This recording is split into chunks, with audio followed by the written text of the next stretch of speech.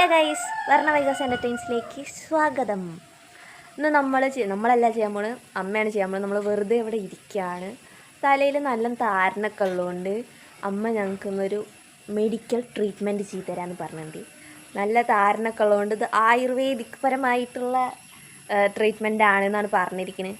കണ്ടോ, അനിയത്തിക്കാണ് ഇപ്പോൾ ചെയ്ത് കൊടുക്കണത്. നമുക്ക് എന്താ അവസ്ഥ എന്നിപ്പോൾ അവളുടെ നോക്കിയാൽ പറയാൻ പറ്റുള്ളൂ. കണ്ടോ, താരൻ നല്ല താരണ്ടേ. അവളുടെ തലയിൽ ഇത്ര ഉണ്ട് വെച്ചാൽ എൻ്റെ തലയിൽ നല്ല താരൻ ഉണ്ടാവും.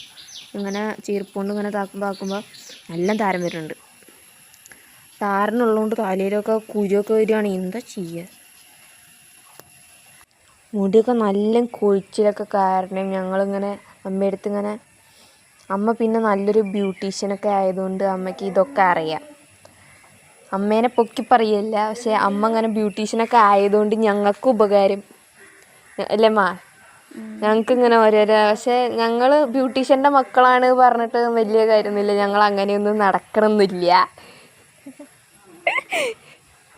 അമ്മ ബ്യൂട്ടീഷ്യനാണെന്ന് പറഞ്ഞിട്ട് സത്യം പറഞ്ഞാൽ ഈ ആൾക്കാർക്കൊക്കെ ഉപകാരമുള്ളൂ. സ്വന്തം മക്കളായ ഞങ്ങൾക്കൊരു ഉപകാരമില്ല.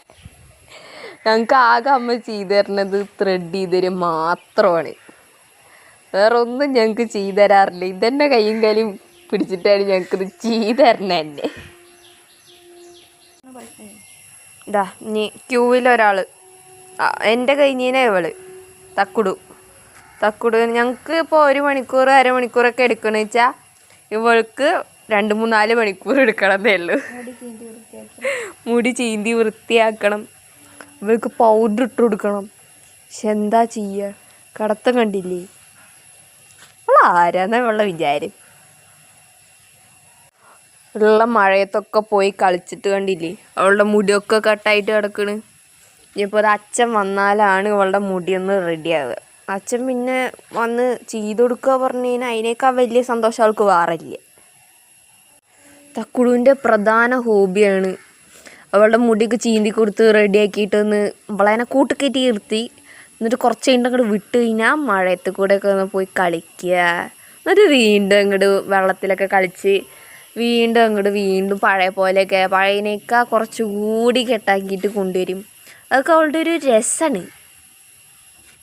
ഞാൻ ഈ കാര്യങ്ങളൊക്കെ പറയണത് അവളെ പറ്റിയിട്ടാണെന്ന് അവൾക്ക് നന്നായിട്ട് അറിയാം. ചില സമയം അവൾക്ക് ഇടില്ലേ ചെവി തക്കുട് കണ്ടോ, നിഷ്കളങ്കമായ മുഖം. തക്കുടുക അയ്യോ പാവം. ഇങ്ങനെ ഒരു മുഖം എവിടെയെങ്കിലും കണ്ടിട്ടുണ്ടോ നിങ്ങൾ? ഒരു തെറ്റും ചെയ്യാത്ത മുഖം.